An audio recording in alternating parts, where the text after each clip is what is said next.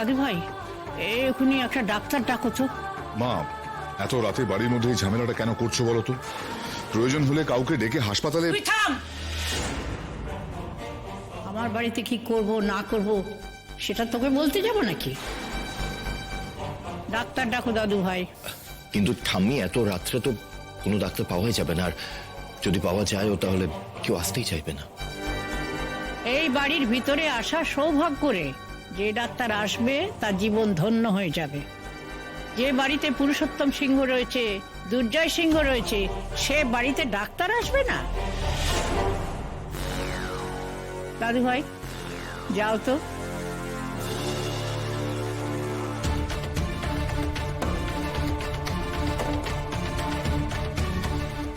ঠাম্মি এসে সবকিছু ভেস্তে দিল।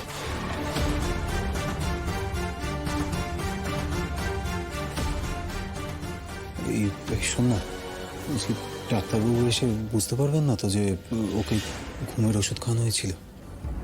দুর্জয় সিংহ এত কাঁচা খেলোয়াড় না। আরে বাবা, অষ্টমীকে নিয়ে বাড়ির লোকেরা যে মাতামাতি করছে, আমার দেখে না মাথা গরম হয়ে যাচ্ছে। আমি পারছি না।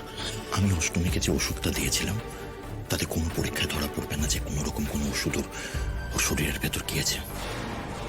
অনেক বড় বিপদে পড়েছিল আজ মেয়েটা। তীর্থ করে ফিরেও শান্তি নেই। কি খণ্ডবল দেখি। বাড়ি ফেরার সময় চোখের সামনে এত বড় একটা পাপ ঘটে যাচ্ছিল। বড় খোকা, তুই থাকতে এমন অবস্থা কি করে হলো নবগ্রামের? তুমি যে জায়গাটার কথা বলছো সেটা তো আমাদের বাড়ির খুব একটা কাছে নয়, বেশ দূরে। আমি বুঝতে পারছি না সেখানে অষ্টমী গেল কি করে। পায়ে জুতো নেই, ফোনটাও বাড়িতে ফেলে গেছে।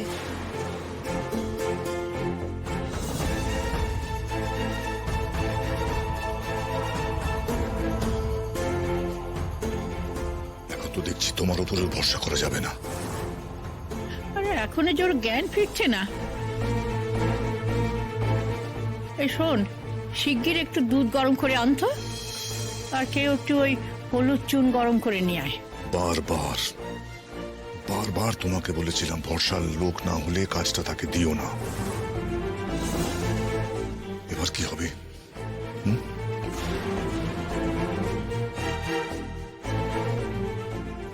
জল যেদিকে গড়াচ্ছে তার দায়িত্ব কে নেবে? তুমি?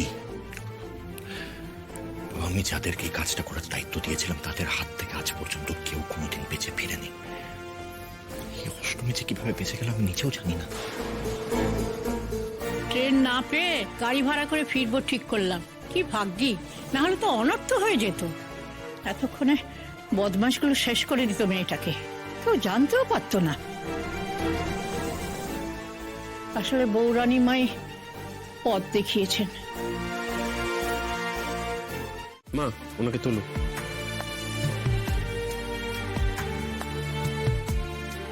নিন, ধরুন।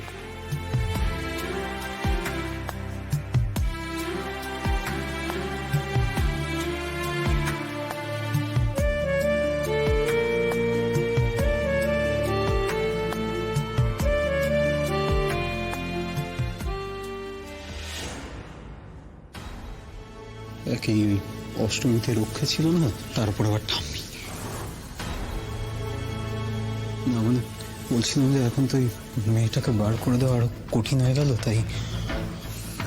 হ্যাঁ বাবা, আমারও সেটাই মনে হচ্ছে। ঠাকুমা না থাকলে অষ্টমীকে বের করার তো একটা সম্ভাবনা ছিল, কিন্তু এখন ঠাম্মি আসার পর পুরো ব্যাপারটা অসম্ভব মনে হচ্ছে।